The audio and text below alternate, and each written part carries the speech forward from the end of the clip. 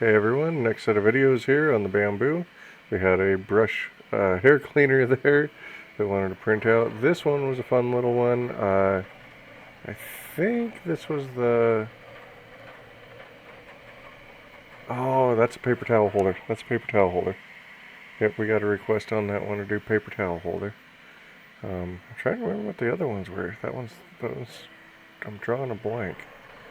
I'm printing too much. You see Bambu still doing okay-ish. This one is a toilet paper holder. I got a request from in-law he makes hunting blinds and he wanted something he could mount inside or outside, depending on where nature calls, I guess. I don't know. Either way, this one was a nice build. It has a drawer functionality and it was a bit of a longer print, but it was worth it. Ultimately, handed this one over to him, and there's the drawer that goes with it. So there's a little bit of storage space in there. I like the functional stuff when it comes to prints. If it's just going to look pretty and sit on a drawer and do nothing, that kind of catches me. But then I saw this one, and this one was hilarious. It is still a toilet paper holder, but it is a man making a PU face, like he's holding his nose like something stinks, which is perfect for toilet paper and what happens with toilet paper, and the reason you need toilet paper. Bambu did pretty well with this one as well.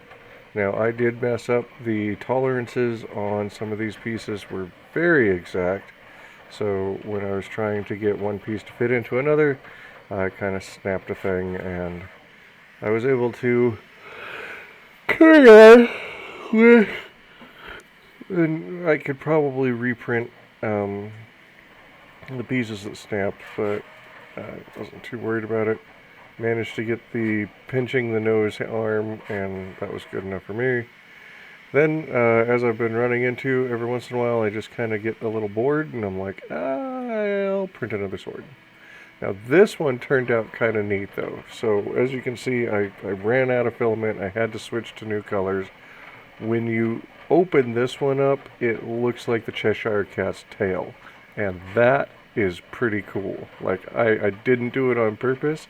It's just how it turned out, and Cam saw it and claimed it within seconds, which is kind of awesome too.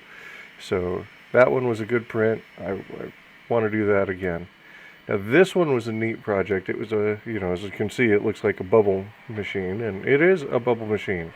Yay, it's a bubble machine. Now there is instructions on this one to use silicone grease for some of the high-speed RPM parts. And I will tell you, after I have built this thing, they're not kidding. You need that grease, because it gets up to a high enough RPM that it can blow the bubbles, and if you don't have the grease, the heat causes friction and it just kind of stalls. When you have some type of lubricant, I used hand soap just to test the theory, and it worked for a second, but then soap does what soap does and it gets foamy, and then it was back to it seizing up again. So use the gel, it needs it. Then the next one here is, oh yeah, this one was fun. It is a puzzle egg, right? It's like a little mini dragon egg, and it's got a puzzle for closing it. And I liked that one so much that I printed two. So that was another good one there.